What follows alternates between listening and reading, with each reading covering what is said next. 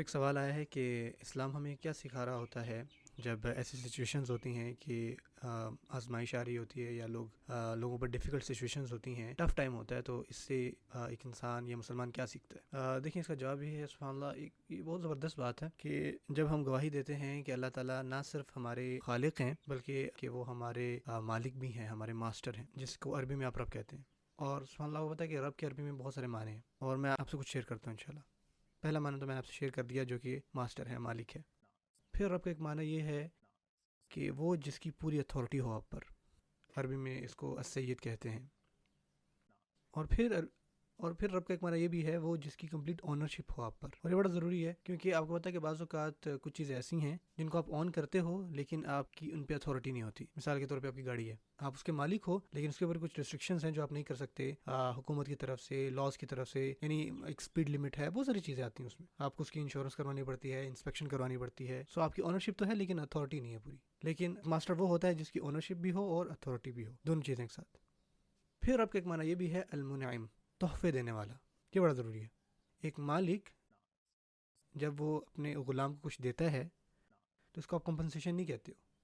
ہاں، اگر کوئی امپلائر جو ہے وہ اپنے امپلائی کو اس کی تنخواہ دیتا ہے، لائک پے چیک وغیرہ، تو یہ کہتا ہے کہ میں یہ ڈیزرو کرتا ہوں اور اگر یہ مجھے نہیں ملے گا تو میں شکایت کروں گی اس کی۔ لیکن جب کوئی بھی مالک اپنے غلام کو کوئی چیز دیتا ہے تو اس کو آپ کہتے ہو یہ تحفہ ہے۔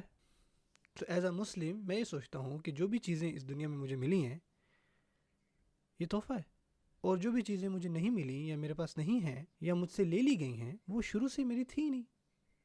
سبحان اللہ، عجیب بات ہے گفٹ اور کمپنسیشن کے درمیان یا پے چیک کے درمیان، کہ جو گفٹ ہے نا وہ ایسی چیز ہے جو آپ ڈیزرو نہیں کر رہے ہوتے ہو۔ یعنی اگر آپ کو کوئی نہ دے تو آپ کمپلین نہیں کرو گے کہ یار بھائی آپ نے مجھے تحفہ ہی نہ دیا۔ تحفہ تو وہ ہوتا ہے کہ جو خوشی سے یا آپ کو دیا جائے، تو اگر ہاں اس کو آپ ڈیزرو کر رہے ہوتے ہو وہ تحفہ نہیں ہوتا، وہ کمپنسیشن ہوتی ہے، وہ آپ کی اجرت ہوتی ہے۔ ہمیں جو بھی اس دنیا میں دیا گیا ہے اللہ تعالیٰ کی طرف سے ایک تحفہ ہے۔ مثال کے طور پر اللہ تعالیٰ نے مجھے 2 ہاتھ دیے ہیں، یہ اللہ تعالیٰ کے 2 تحفے ہیں۔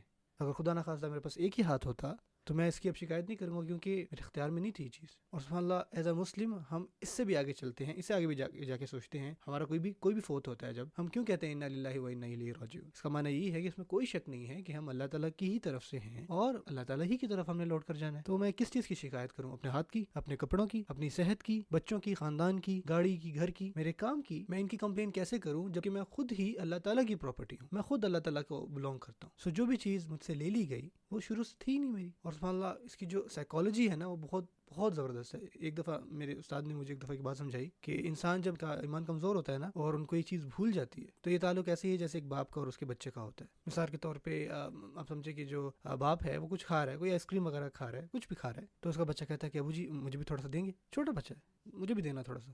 تو باپ آگے سے کہ نہیں میں تو بھی نہیں دوں گا۔ تو بچہ آگے سے کہ نہیں میں بس 2 بائٹس ہی لوں گا ابو جی۔ تو اس کا باپ کہا ہاں ٹھیک ہے یہ لو، 2 بائٹس لینے اور واپس کرنا مجھے۔ تو بچہ لیتا ہے، 2 بائٹس لیتا ہے، تو جیسے اس کا والد کہتا ہے بیٹا واپس کرو مجھے، تو بچہ آگے سے کہتا ہے نہیں یہ میرا ہے، اب آپ بھول جاتے ہیں۔ سبحان اللہ، آپ کا پروردگار آپ کو دیتا ہے، اور جب وہ لیتا ہے تو لوگ آگے سے کیا کرتے ہیں؟ شکایت کرنا شروع کر دیتے ہیں، یہ تو میرا تھا، میری اونرشپ تھی اس پہ۔